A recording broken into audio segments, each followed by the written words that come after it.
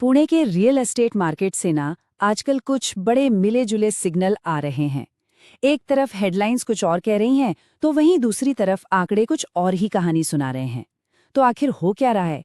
क्या ये किसी मंदी की आहट है या फिर बाजार एक नए ज्यादा मैच्योर दौर में जा रहा है?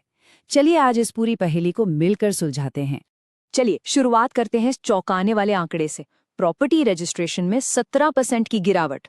अब ये सुनते ही किसी को भी लगेगा कि यार मार्केट तो मुश्किल में है।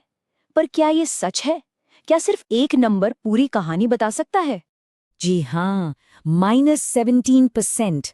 जनवरी 2025 के मुकाबले जनवरी 2026 में प्रॉपर्टी रजिस्ट्रेशन में सीधी 17% की गिरावट देखी गई है।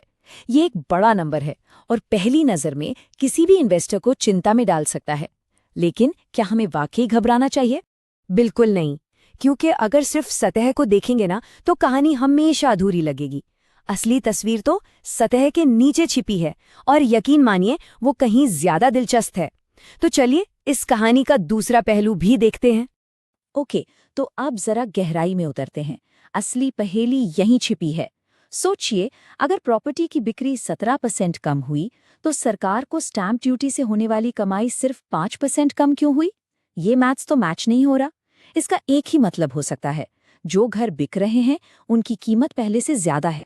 इस पहेली का पहला टुकड़ा हमें यही बताता है कि खरीदार अब ज्यादा वैल्यू वाली प्रॉपर्टीज में इन्वेस्ट कर रहे हैं। मतलब ये अब क्वांटिटी का नहीं बल्कि क्वालिटी का खेल बन गए। चलिए देखते हैं कि पैसा असल में जा कहाँ रहा है।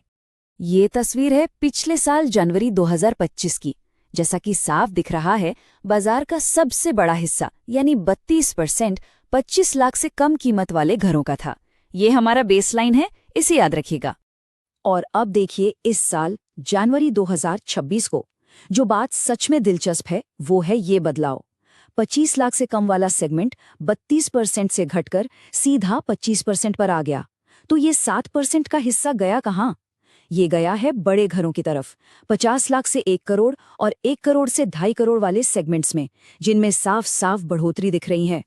तो फ्लैट्सकार्ट के एनालिसिस से जो सबसे बड़ी बात सामने आती है वो ये है कि खरीदार अब वैल्यू चेन में ऊपर जा रहे हैं।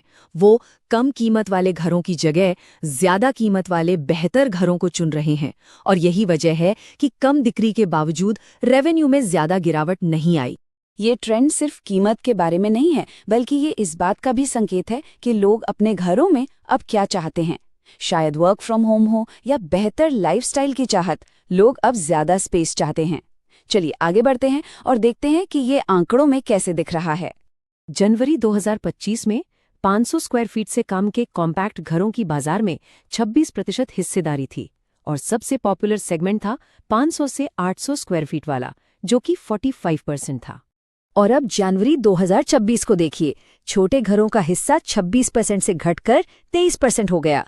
वहीं दूसरी तरफ 800 स्क्वायर फीट से बड़े घरों की मांग में बढ़ोतरी हुई है। खरीदार अब साफ तौर पर स्पेस को प्राथमिकता दे रहे हैं।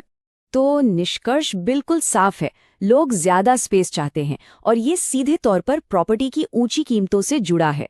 बड़े घर मतलब ज्यादा कीमत, और यही वो पहेली का टुकड़ा है जो हमें स्टैम्प ड्यूटी के आंकड़ों को समझने में मदद करता है।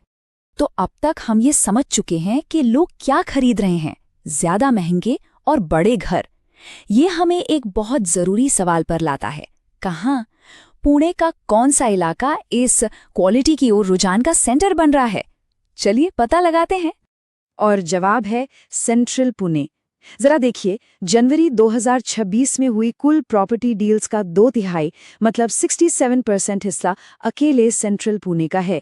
ये बाजार पर एक तरफा दबदबा है जो शायद बेहतर इंफ्रास्ट्रक्चर और प्रीमियम प्रोजेक्ट्स की मौजूदगी को दिखाता है। और ये स्लाइड साफ तौर पर दिखाती है कि ये बदलाव कितना बड़ा है। सिर्फ एक साल में सेंट्रल पुणे की हिस्सेदारी 60% से बढ़कर 67% हो गई।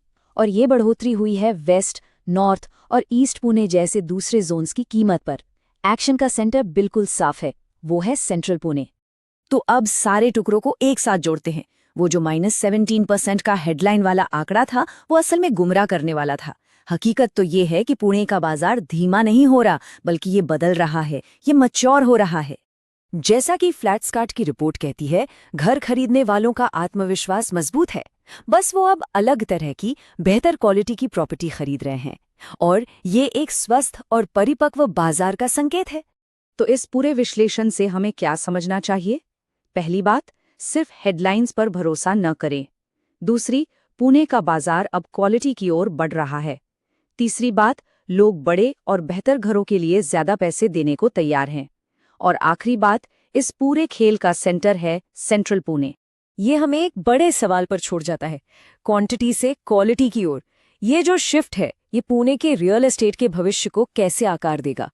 क्या ये शहर के लिए एक नया नॉर्मल बनने जा रहा है? सोचने वाली बात है ना?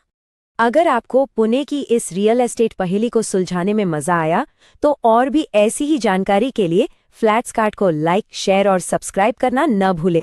डिस्क्लेमर, व्यक्त किए गए विचार रियल टाइम फ्लैट्सकार्ट डेटा पर आधारित है और बाजार की बदलती स्थितियों के साथ भिन्न हो सकते हैं।